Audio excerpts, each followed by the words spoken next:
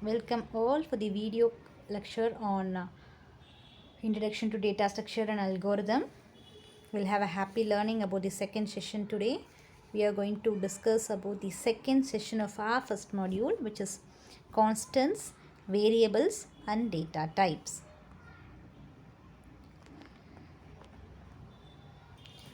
We usually give the instruction to the computer through an high programming language. We give a set of instruction to the computer through a programming language. To give a set of instruction, we use few concepts, and one among this is constant, variables and data type. We'll see what is constant first. It is constant refers to a fixed value, and that value will not change throughout your entire execution of the program. When I declare a value as a constant, it remains same throughout the entire program. It cannot be changed. Constant is always static. Once it has been declared, it remains the same for the entire execution of program. The value will never be changed. And we have few types of constant, which are as follows. One first is integer constant, then we have real constants, then we have single character constant, then we have string constant. First is about integer constant. We use this integer constant to define the integer values. When to specify an integer value, to specify an instruction which is holding an integer value, we give this integer constant. Okay, and it is integer constant may be of negative value, or it may hold a negative value or a positive value. So when I want to specify a negative value, I give it as minus integer value. Example minus 1 2 3 or plus 1 2 3. Default consideration will be plus, and when I don't indicate any sign, it defaultly indicates that it is a positive integer. Okay, to represent an integer, what is integer? Integer is a sequence of digits. To represent an integer value, I use integer constant.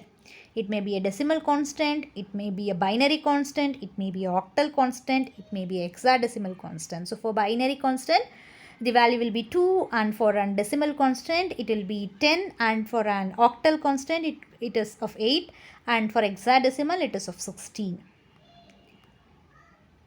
And to use the real numbers, when I give an input as real numbers, I use real constant. To hold the real values, I use real constant, and based on the application I choose whether it is an integer constant or real constant. Based on the input what I need to give it to a process, I choose my constant. Real constant here for real values. So what are all real values? To specify an specific weight, when I want to specify a height, when I want to specify a temperature, when I want to specify a price, I want to say specify a quantity of milk, water, whatever it may be, I go with this real constant.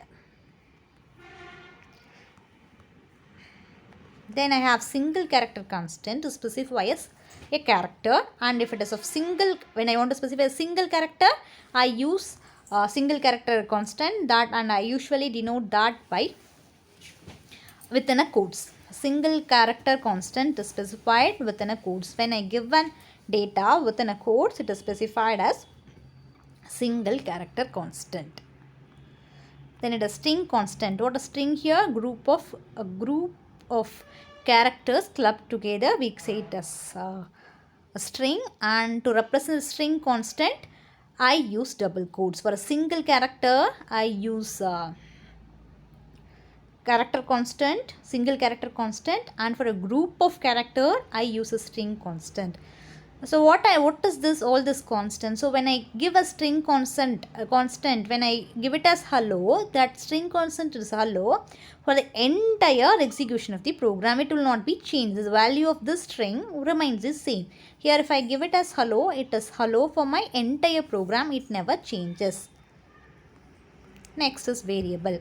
Okay, the second basic concept of C programming is variable, which is an vice versa of a constant. A constant, the variable, what you declare in a constant remains the same. That is, it is static throughout the program. Whereas variable, it is not static, it is dynamic. It can be changed for each and every execution. Okay, as of how static, as of how constant is static, variable is dynamic. It gets changed as the user. Okay, as per the user's request, it may be changed as per the user's input. What the input user is giving, it gets changed. That is why variables are dynamic. Example, if you take the height, weight, age, it gets changed. Okay, it is not constant value. Age, okay, you will leave age. And weight, it may vary. One day I have one weight, the next day it may have the weight may vary. So for varying set of data, when I give, and if many number of user are using the same application, all the data may vary. For those, I have to declare all those inputs through a variables. Next is about data types. Okay, to give an input to a system, there are several data types, and data type specifies the memory allocation. It is mainly based on the memory allocation. Okay, when I want to store a data in my computer, all the data will not hold the same memory space. Okay, for every application, we are supposed to create a database, and data has to be stored in the database. So I classify this into different types, and different types will be holding different data spaces. Okay, again I classify this into primary data type, derived data type, and user defined data type. Okay, primary data type is all predefined data type that is already defined, and when the compiler scans that word, it directly fetches it from the library function. The user is not going to define the primary data type. Whereas in user defined data type, user is going to create a function, and user is going to create the data type as per their requirement, and derived type is a combination of both. Okay, again predefined types, you have integer types, which integer type which is holding the integer value, and when you classify that into short int, integer, long int. And why do you classify this? When you classify like this, you will be able to allocate a memory for each and every types will hold a specific memory space. So when you define it, specific memory will be allocated in the memory. So floating point type. Next, floating point type, when you have a data which is holding a floating values, you go with floating point, and again that you classify it as double, long double, based on the size of the data.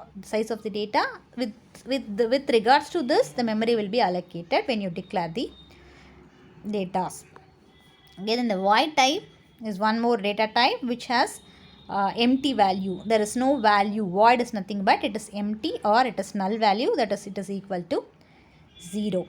Okay, then you have character type to specify the character. Yeah, and it has from signed to unsigned, and range lies between 0 to 255. For unsigned it is 0 to 255, and signed character it is from -128 to +127 for the signed characters. This is all about your second session, constants, variables, and data type. Thank you all.